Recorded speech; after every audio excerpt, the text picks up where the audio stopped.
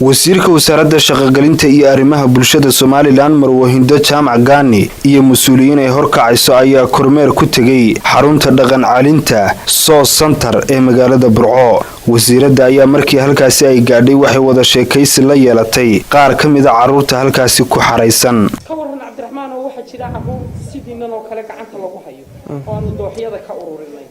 waxay doonayaan inay noqdaan oo xabagtii ku noqdaan kawaran kuwa maxad iyaga oran waxaan walaal inaan xabagtii ku noqon aad ma asii ka Cabdiraxmaan mustaqbalkayga noloshayda horta isbedeshay future-kaygu macallimiintuna garab galeen si wacan waxaan dhiganaa 3 waqtiyoon la siiyaa marka haddaan 3 waqti dhigano si wacan waxaan baranaya kiisi la mid baan naga maqan labada mid oo ah farsamada gacanta in biiglistan la baro qaybta dhisista programada sanaga maqan ayaan leeyahay.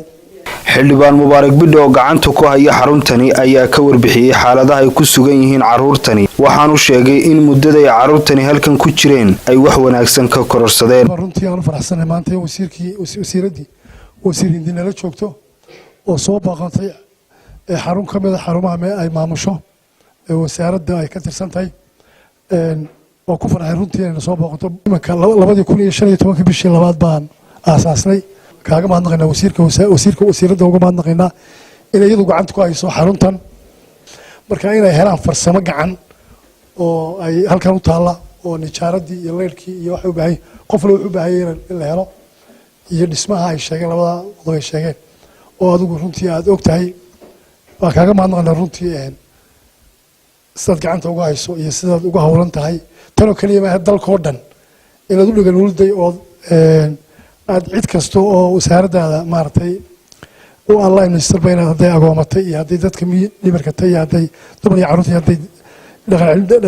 darbajibka la joogto ka bixina waxa kamid ah todobada maadii lagu dhigto iskuulada 7 subjects ka kamid ah waxaan ugu dhignaa quraanka kariimka 8 maado ayaan ugu dhignaa. isuduwaha wasaaradda shaqo-gelinta ee gobolka Togdheer iyo gudoomiyaha gobolka Togdheer ayaa iyaguna halkaasi ka hadlay. oo isagu iska xil saaray inuu hawshiinan gacanta ku qabto waxaan jecelahay gudoomiyaha gobolkuna inuu inala ogaado sida halka ay hawshan wasaaraddu ay marayso runtii rag lagu tabcay oo maskaxdoodii iyo dib loo soo celiyay aad iyo aad waxaan ugu mahadnaqayaa runtii marka koowaad wasiirka wasaaradda shaqada marlabaadka waxaan ugu mahadnaqayaa raggii gacanta hawsha ku hayay oo ugu horeeyay maaragtay xildhibaanku iyo shaqaalaha wasaaradda ee gobolka Togdheer. wasiirka wasaaradda shaqo-gelinta iyo arrimaha bulshada Somaliland Hinda Jaamac Gaani ayaa sheegtay in xukuumadda Somaliland ay kafaalo qaadatay carruurtaasi isla markaana ay ku dadaalayaan sidii dhismo ballaaran loogu hirgelin lahaa carruurta dhaqanka barbaarintu ka xumaaday. runtii waxa farxad ah inaan saaka idin la kulmo waxaan ahaa safar waxaan ka imi marka hore gobolka Sanaag waa ujeedadii aan ugu hoyday xalayto gobolka Togdheer waxay ahayd inaan idinka idin la kulmo ilaahay baan ugu mahad celinayaa subxaanahu wa ta'ala inuu nabad qabigu kiin soo gaarsiiyay xasi toos loogu daray miisaaniyadda qaranka carruurtan qarshiyaadkooda masaariiftooda waxbarashadooda iyo dhammaan inta uu adeegta iyagaba aad iyo aad baan xukuumadda ugu mahad celinayaa waxaan sidoo kale u mahadnaqayaa xildhibaan Mubaarak oo la soo tabcay runtii dadaal dheerna u soo galay kuna simay waqtiga ay xukuumaddu kafaalo qaadanayso inta dabadeed maanta kulankaygani wuxuu daaran yahay inaan idinka afkiina ka maqlo wax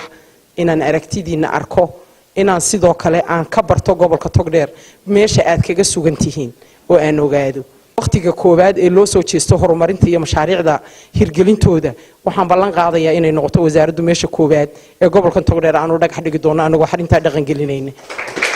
sidaa darteed waxaan idinka codsanayaa inaydan ku noqonin dayici iyo darxumadii waxaan idinka codsanayaa inaad wax barataan waxaan idinka codsanayaa inaad idinku aydan isdilin sidii markii aad dibadda joogteen ee aad noqotaan walaalo iminka isu yimi. Axmed Salebaan Carab Axmed Kaafi Bulsha TV